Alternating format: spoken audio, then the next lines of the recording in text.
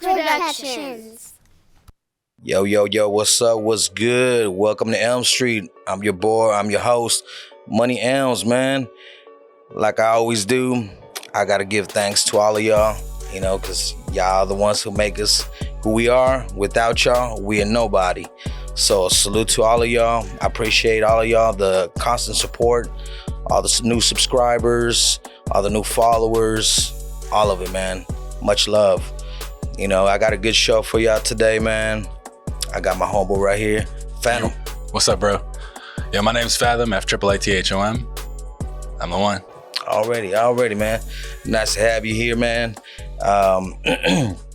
So I know you just recently started working with Smooth Vega. Yes, sir. Already. We're going to talk a little bit more in depth about that, see how it's going and, how long y'all been working together. And we're going to get to know you, brief history, everything you're doing and everything you're going to do. So, yeah, man, we're going to kick it off with what's popping in the streets, man. So, I don't know if you got to see, man. So, Cardi's always crazy. Cardi always gives it to me no matter what. And, and she did it again. So she was having this like autograph release party kind of. Yeah. And I guess she was giving her fans a little bit extra. You know what I mean? Signing these CDs, and she was actually rubbing the CDs in intimate parts of her body, talking about, you're going to have the scratch and sniff experience. You know what I mean? So I was going to ask you, so what's your take on it, man? Hey, if you have fans that are that excited about your body odor being on the CD, you won. Do what you got to do. Get it back. Right? I mean, she was even licking some of these CDs. Are they still on sale? Hey, honestly, I don't think she was even selling them. I think she was, autographing them and giving them away. Giving them away? I believe so. That's DNA. You're getting a little extra, from Cardi. I'm pretty sure those CDs are going to be worth some money. Oh, yeah. Because we was talking off the air about a pair of Michael Jordan draws that, a while back they were on auction, and some crazy dude or female. I don't know what it was, if it was a dude or if you see this video and you have the draws, please report back. I need to know what your life is like. I mean, for you to be buying a pair of draws that somebody wore, I mean, either you're just a crazy fanatic or you just, you got some weird fetishes, man. How do they even procure them? That is a good question. Burglarized Jordan's house. I don't know. Somebody must have got a hold of them, but I mean, that's crazy, bro. But like we was talking, there is, people that got infatuations with their celebrities or favorite artists or whatnot, to where they'll go to the extreme. Mm-hmm. There's been some cases where, they'll break into those people's homes and they won't take nothing crazy. They'll take some used clothing or something. Just strange. I'm like, God, you want, not only do you want to get to know your artist, you want to know how they smell. They don't got to do all that. Hey, that's crazy, bro. But, people got some weird fetishes out there, and it is what it is. Would you want a Cardi CD with a little bit of odor? I just asked you if they're still on sale. So that must be a yes. Oh, man, that's crazy, man. But it just goes to show the type of world that we're living in right now, that people do anything. A lot of super fans. Oh, yeah. Personally, me, hey, I'll pass. But what if you could put the CD in the car? Hey, man, I'll get the CD and try to resell it. Aha. You know what I mean? For that value purpose. You want scratch first? Nah, man. Not scratch nor set? Nah, I don't think I'd be curious like that, bro. It's kind of be like the same thing as far as like on Instagram, somebody hit me like, hey, what's up? And I was like, hey, what's going on? And then it goes from what's up till, hey, would you like to buy some of my nude pics? And I'm like, nah, that's, respect the hustle, but that's not my thing. That's how they kicked it off? Yeah, that's how people kick it off all the time. You know what I mean? So it's like, and then, people be selling their garments online too. So, but hey, that's not the type of stuff that I'm into. But hey, everybody got their own thing. There's a lot of weird bags out there and people be deep in them. But yeah, TMZ covered the story of, there's a video clip of Cardi, rubbing the CD all over her body and, trying to give the most to her fans. So if you're lucky, you got a piece of Cardi out there somewhere floating around, man. But what's good with you, man? Man, I'm excited to be here, Yeah. I love to chop it up, talk music, all that. Already, man. It was like I said, I'm glad you're here, and we'll get to know you a little bit better, man. So let's start off with what year were you born? 97. I'm 26. 97. Yeah. 26. Okay. I got to that age where my friends now call me Unk. Unk. Yeah, it's not cool. It's not cool. I don't rock with it. He said, I don't like that nickname. So where are you originally from? So I was born in Pennsylvania, Harrisburg, Pennsylvania. Then I lived there for a couple of years, moved to Pittsburgh, lived there for a couple of years, moved to Georgia. Pittsburgh fan? I'm not really into sports for the most part, but like I rock with them. To me, only thing I've been finding myself getting more into is MMA. MMA. Because it's just, there's not really no allegiances to areas. It's just, he can scrap better than he can. I rock with him. Yeah. So did you cut for that Wiz Khalifa song when he first dropped that, what is that, Black and Yellow?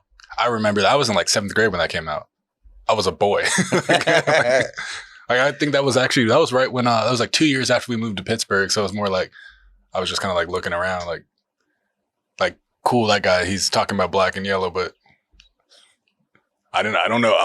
They were just talking about the Falcons 2 years ago. I don't know what's going on.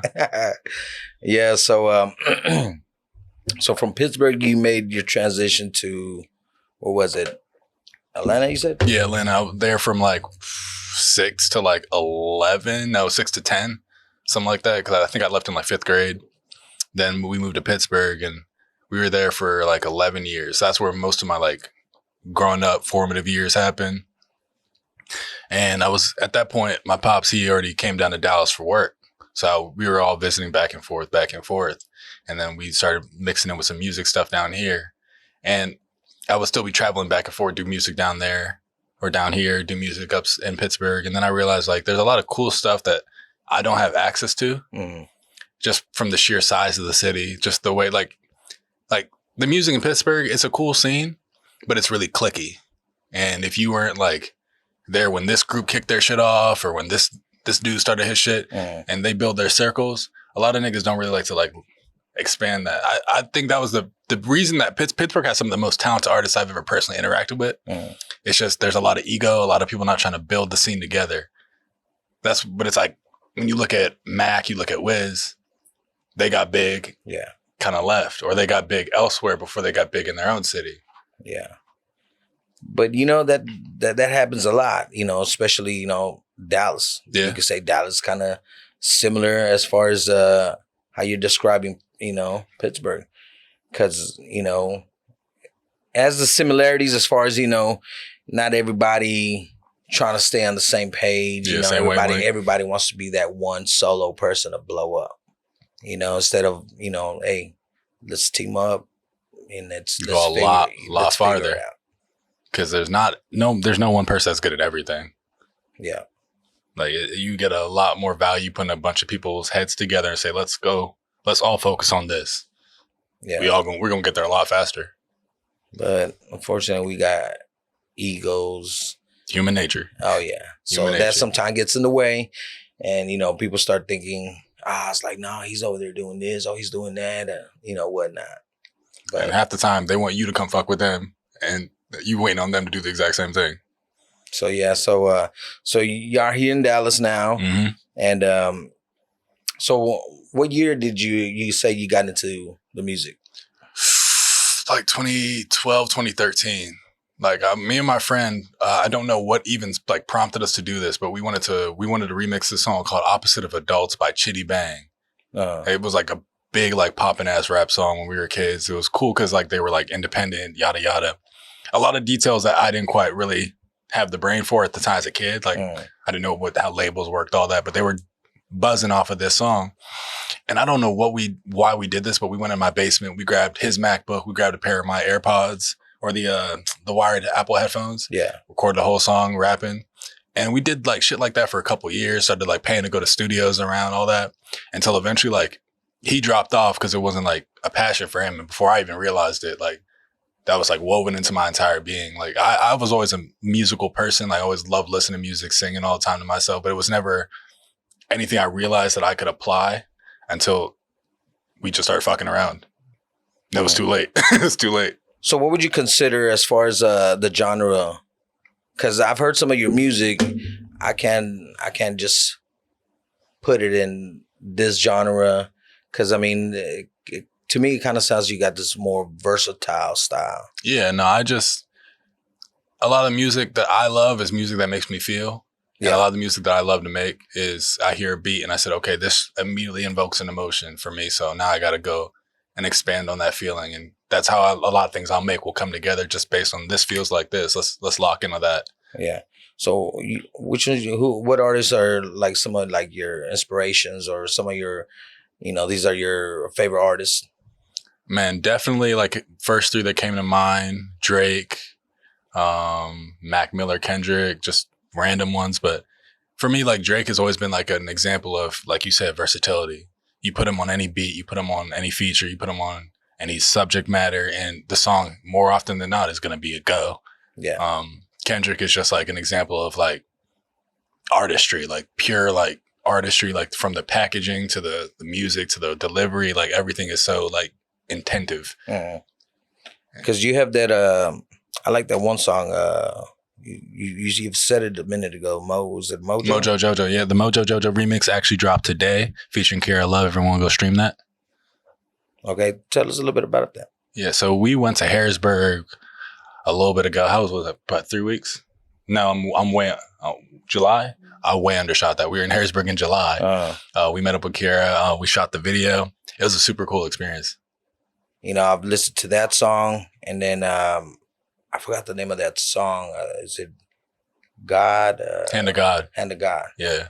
Okay, I like that one too. That's one of my favorites. Okay, I like the beat. It's a dope ass beat. Shout out Pip. And then the beats are, like I said, it's not the typical beats that you would just hear. Yeah, no. We how we actually like kind of locked into the sound we're kind of working on, like just and deepening. We were just in the studio like early on, but when I was kind of really like starting to work with them. Shout out Pip. And he started playing random beats, and he played one for like 10 seconds and skipped over. I said, hold the fuck up. You need to go back to that one. And it just kept looping. I said, all right, yeah, we got this. We nailed the song like the next day. That was slipping. And from there, we just locked in on that sound. And whenever we get in the studio, he asked me, so bro, we trying to do something like this? Or he always says, we trying to do something cute. Because that's what we call that kind of beat, that kind of flavor. We just call it cute. It's just funny. But that's something different, man. Yeah. But I'm digging it. I'm feeling it. I like your vibe. And that's one thing that caught me in the beginning. I was like, okay, it's not I was expecting like maybe some gangster, some southern, and then you kind of went left, and I was like, okay, let me follow. Let me see where he's going with this. And, I like it. I appreciate the journey. Different, that's what I like. The artist, when they could be artists and they could do what they feel, not just follow a trend and do what everybody else is doing. It don't last. Because, you don't want to hear a bunch of great value Drakes or Futures or 2 Chainz. Walmart brand Future. Yeah, exactly. You know what I mean? So that's what I call those that mock another rapper that's already doing his thing. He's already in his lane, and here comes this artist, and he wants to either bite the style or, try to sound similar. But, your style is unique. Thank you, bro. So that's what, captivated me, and you know what I mean? I'm a fan, you know what I mean? So, Welcome to the family. I support, all local artists and upcoming artists, they don't necessarily have to be local, have to be from Dallas, could be from anywhere. If your music is hot, hey, I'm gonna fuck with it.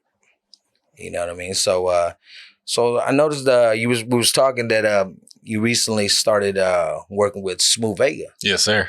Shout out Smooth. That's the dude. Yeah, shout out to Smooth Vega, man. He's out there in Chicago right now.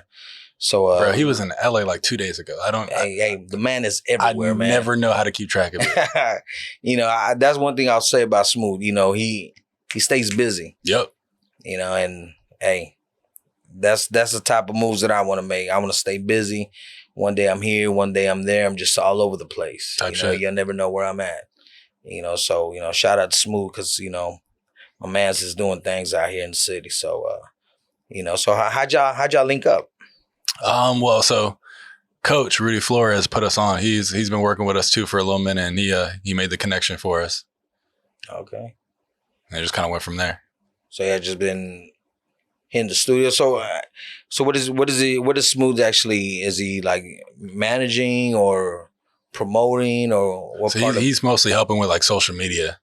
Because personally, I feel like a lot of the music is there. It's just the reach. It's people to hear. Because like you said, once you heard it, it was easy for you to fuck with it because it's different. Yeah. And I think you just got to put it in front of enough people and to the moon. Yeah. So off the air, we was talking about the label. Mm-hmm. Your pops is the CEO. Yes, sir. So what's the name of the label? Notorious Music. Notorious Music. And how did the name come about? So we were going back and forth, and initially, like when I was younger, like my whole music career started with this one name in mind for my future label. It was Redefine Music.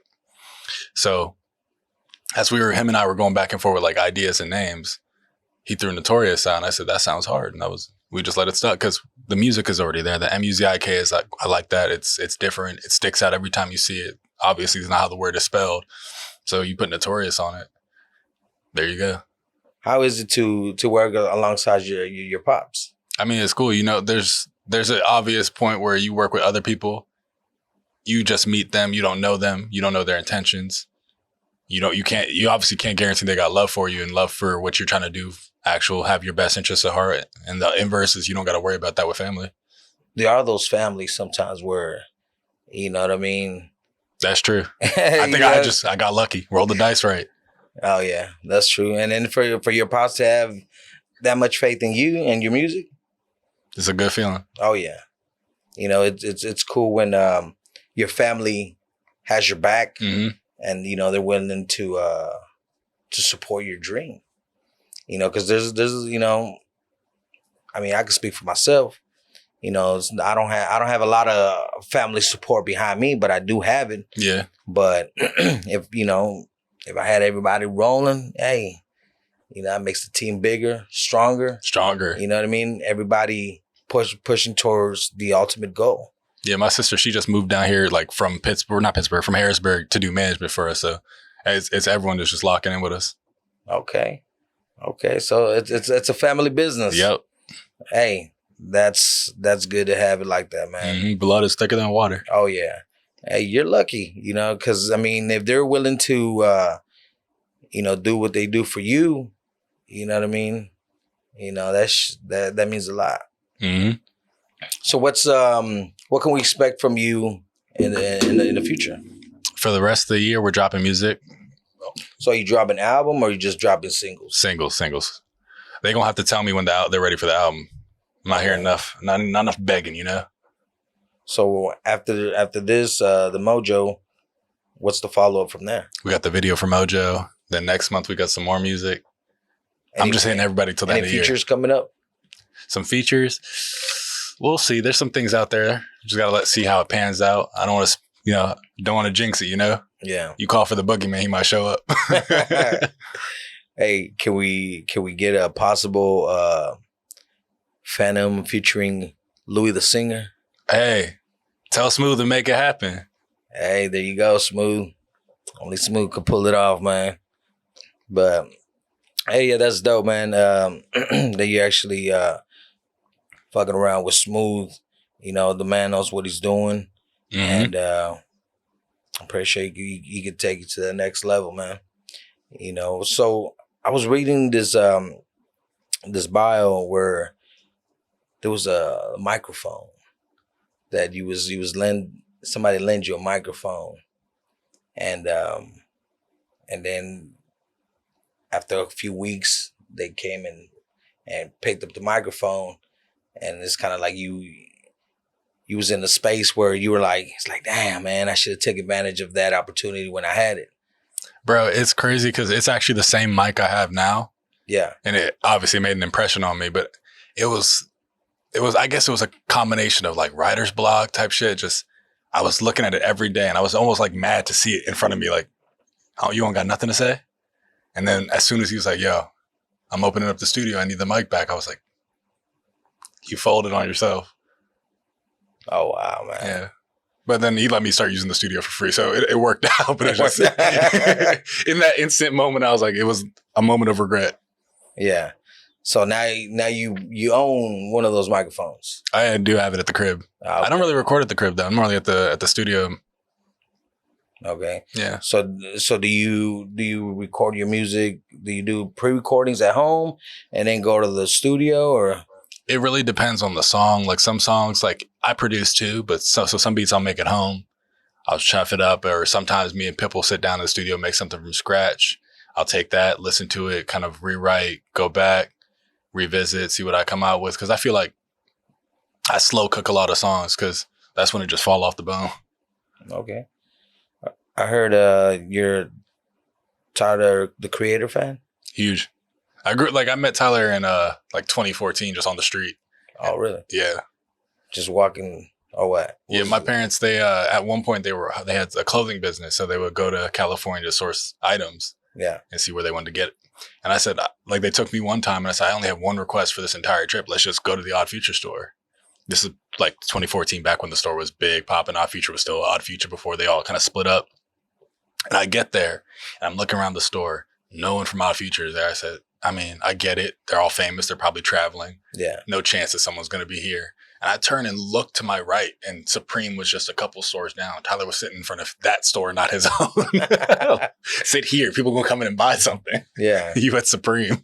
Oh, wow. So how was that? It was super cool. Like, I played him some music, and in hindsight, I know he was being super nice because if I heard that song right now, I wouldn't put the song out, you know? Yeah. But he was super supportive. He said, yeah, man, keep chasing it. I said, I'm going to get a verse from you one day. He said, do it. I'm like, all right. Make it happen. Hey, that'd be dope. And I have the picture saved on my phone too. So when I do meet him, I'm going to be like, you don't remember me, but look. Yeah. And I'm going to try and see if I can spark that conversation in his memory. But at that point, we'll be peers. So it'll be a little different. Hey, I'm a big believer in speaking stuff into existence. Facts. You know, it's funny because, you know, I was telling my friend, and he actually reminded me this the other day. So I was just telling you that I interviewed the DOC, and that's one of my main things was like, you know what, I'm gonna have the DOC sit in that chair. You know, I gotta interview him. You know, give him his flowers, and I spoke it into existence, bro. And boom. Before you knew it. Yeah, exactly. You know, he was sitting right there. I'm over here like, damn, I couldn't believe that I was doing what I said I was going to do. You know, so I'm a big believer in, you know, speaking stuff into existence, put it out to the universe, and then the universe will speak and give to you. From your lips to God's ear. But I also believe in a higher power, you know what I mean? You know, my God, you know, that makes things happen. You know, he's the one that opens doors. You know, he is the universe. So, you know what I mean? That's one thing when, you know, you speak into existence, you know, that's what I'm talking about. That's what I'm talking to. Because you're listening. From your lips to God's ear. Oh, yeah. You know, I also watch out what I say because, you know what I mean? Still listening. Hey, because that could be a curse on its own, man. You know, that's what they always say, you know, just watch out because the tongue is very powerful. You know, you could say something that later on you could end up regretting it. Absolutely. Yeah. You know, so that's the way it is, man. So who would you like to do collabs with like major stars that are out there right now? I mean, obviously, I want a Drake feature. I had actually on my wall back in Pittsburgh, I read like actually with Sharpie wrote them on my wall, and it's sad, but Mac Miller was like number 2. Unfortunately, he's no longer with us, but bro, like I wanted that feature bad. Okay. Drake, Mac, Aries, Breakins. Like I listen to a lot of like just a lot of different stuff. So I definitely want to get genre bendy with it. Yeah. So you just don't mainly just stick to what's mainstream. No, because what's mainstream is just what people accepted.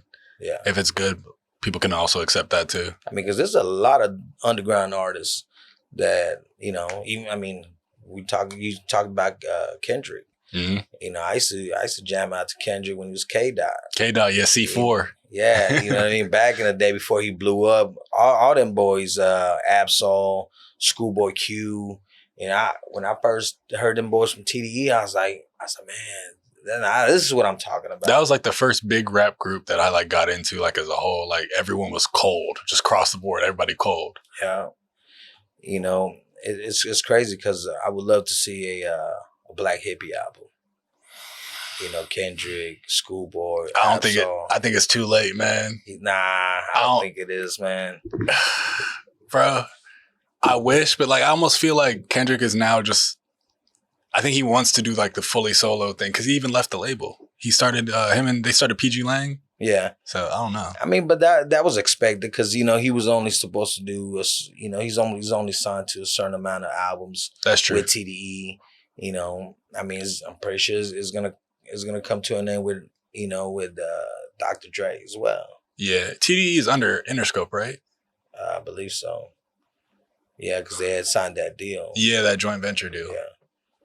So yeah, man, that'd be dope to see though, man. You know, you get some of those dope features. You know, that definitely got to be some on the bucket list. Man, certain features, I already know that I'm gonna bring a verse and have to rewrite a verse. Like you put me in a booth with Absol, it's like, let me just hear what's about to happen so I know where I need to put myself at. Yeah. Yeah, because I mean, them boys are gonna come with it. He said on a song, you either UFO or UFO, get out of my face. And it took me like 5 minutes, but I literally like almost pulled the car over and just read the whole song. Yeah. I mean, that's dope when an artist could do that. You know, they'll, you know, like who used to do it for me was Nas. You know, I play a Nas album, a record, and I wouldn't catch everything all in that one time. So I would go back a third, fourth time hearing that same song, and I'd be like, oh, damn, this is what he was talking about. You know, blows your mind. You pick Nas over Jay-Z? Oh, yeah, most definitely. I think Nas killed him. You know, when they did that battle. He said, I left condoms in your baby seat, though. The what? He said, I left condoms in your baby seat. Like, that's crazy, nigga. Hey, it was crazy because I went to a Nas concert. It was maybe a couple years after that whole beef. Yeah. I think they had teamed up when I seen that picture. Jay-Z ended up signing Nas. And, you know, the whole crowd was screaming for Ether. Ether. That's sick. You know what I mean? And, you know, Nas is like, what are y'all screaming out there? I can't hear it. And then, you know, somebody that was close by, you know, right there by the front stage is like, Ether. He's like, oh, okay. He's like, you know, I murdered him on that shit. You know who won? It's childish. Hey, he didn't do the song, and I think he did it out of respect. That's fair. You know what I mean? At the time, you know, they were doing their thing. No, that can mess up business. Those are real people. Hey, but that would have been dope if he would have jumped into that song, man. It would have been crazy if he stops and then there's a J verse right there, and they remixed it type shit. So, who would you would be your ultimate, like, your favorite rapper? If you asked me this a couple years ago, I would have probably said either Drake or M. But Eminem? Yeah. I feel like I'll take the safety pick and go with Drake because that's still the only artist I like locking with. Since you said you brought up Eminem, let me ask you this: so, how do you feel about that subject as far as that they always want to put M like, the only reason why you're top 5 is because you're white. You know what I mean? And then hip hop's majority is is black. Mm-hmm. So what's your take on that? Man, I think how big Eminem is a combination of time and place. Yeah. And who he was standing next to. Obviously, his talent wouldn't have changed. He is, if you were being like, just talking about it on a technical level, he's top 5 artists, like just rappers. Like he's top 5 rappers with the ability to strictly rap. Yeah. But go back to the 90s. Put yourself in that mode. If you saw a big black dude singing, "Hi, my name is Chicka Chickas," how would Slim Shady? Yeah, I would. Come on now, it had to be the white boy with the blonde hair. Yeah. I don't know. I feel like with him, it all depends. Like it all depended on who he was standing next to, and when he, like Dre was one of the biggest cosigns you could have ever got.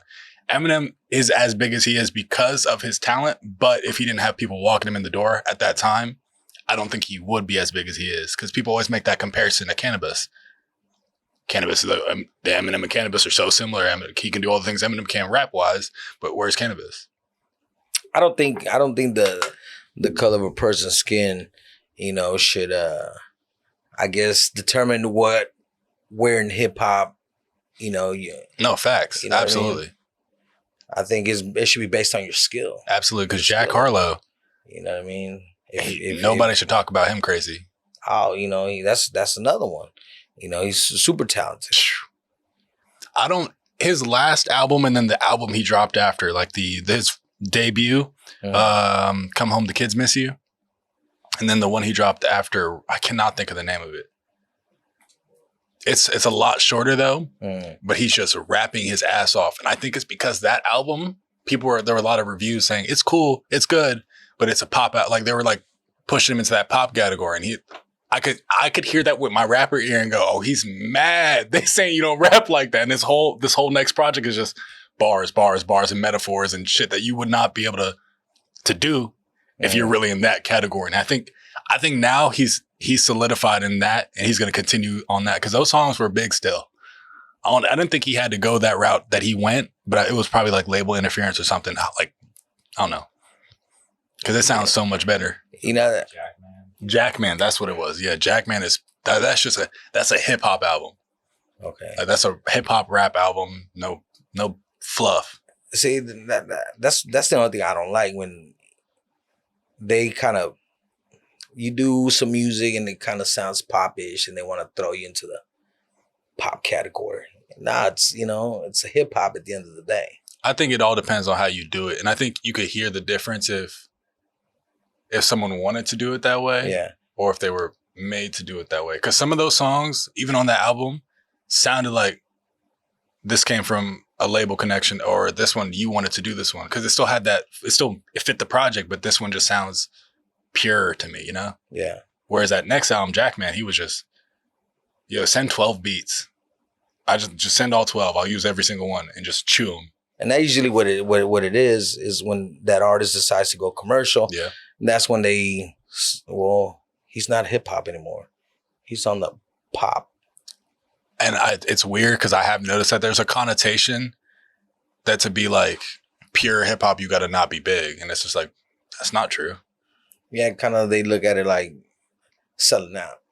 No, it's hot shit, and it got bigger. Like that's really all it is. But isn't the goal to be on radio? For most people, I would say yeah, but for some artists, I don't know, they would not approach it that way for the sake of being purist. But like that's small-minded thinking. Yeah, I think what your goal should be is to whatever your sound is to make it as big as it can possibly be. I mean, are those your goals? Absolutely. I don't want to be an underground artist. I'm trying to dethrone niggas. Hey, trying to get to them bags. Yeah. Hey, ain't nothing wrong with that, man. Ain't nothing wrong with that. But hey, man, I want to appreciate you for coming through, man. Sharing a little bit of your story with us, man. Absolutely, bro. Thank you for having me. You got any shout outs you want to send out there? Man, shout out to the whole team. Shout out Notorious Music. Shout out Healthy Habits. We got a lot more music coming soon. Mojo Jojo is out today featuring Kierra Luv. Go stream that. It's going to be your favorite song, just like all the other ones. So lock in with me. Give them your media platforms so like that they can follow you. So everything is FAAATHOM, FAAATHOM on Instagram, Snapchat, YouTube, Apple Music, Spotify, literally everything. You'll find me 3 A's.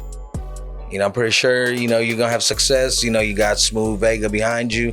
Hey, 100% I will. Like you said, from someone's listening. Oh, yeah. Speaking it to the Zixers, my brother. You know what I mean? I'm most definitely going to happen, man. All right, man. Yeah, man. So stay tuned. Y'all stick around so y'all can check my man's video out. So let me know what y'all think in the comments. Make sure to like, subscribe, all that, man. And like I said, man, keep your ears to the streets. We'll catch you on the block, man. It's your boy Money Elms, man. Peace. Woo!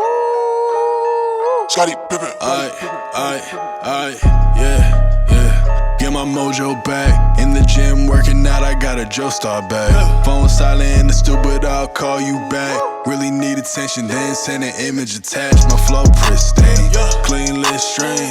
Had pipe dreams, now I'm feeling like speed. No one like me, you don't gotta like me. Your girl love me, don't take it lightly. Light it up, I'm tight as fuck. She ride it rough, I call her. Side with us, we going up. Blowing up. Only way you show me if I don't show up, quote me, bruh. Wardell with the range floater, jump my scores up. Either way, you out of touch and easily. I'm coming up, I'm grown as fuck. I might even taught your moms how to fuck. I be in that mode, I be awfully smacked. Pull up in that tenant rolls, they be mostly black. Even if the motion slow, just know it always stack. I could never spin a black, don't want no all hold back.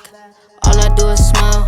They gon' plead the fifth. I'm from PA. She get on my face and do that thing up with her hips. Gotta think that I'm a child.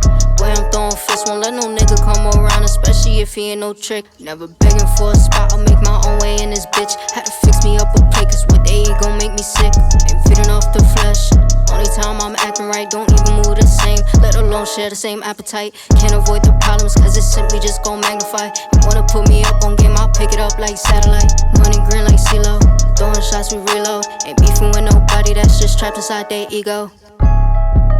Trapped inside their ego. Sticking to myself, that's a Chico. Switch, Millie on my wish list. Vanilla on the cardigan. Coated in toboggan. Do a stretch and start again. On my way to red form. Flow infectious, airborne. Keep your fucking mask on. Numbers on the dashboard. Multiply my cash flow. Speak it to existence. That's a fact that I hold. So I focus on gold. Cause silver's cool, but silver ain't where I go. I've been told my given name is king. So I live it to the fullest. I ain't taking none your bullshit. There's a blessing in my orbit. I ain't stressing, I ain't orbit. Peace of mind expensive. And with this, I know I can't afford it. Top 5 in your heart and on the motherfucking Forbes. Bring the chorus, nigga. Ain't no chorus, nigga. It's just me, nigga. FAAATHOM, I'm him, nigga. Fuck you talking about? We out. Ooh.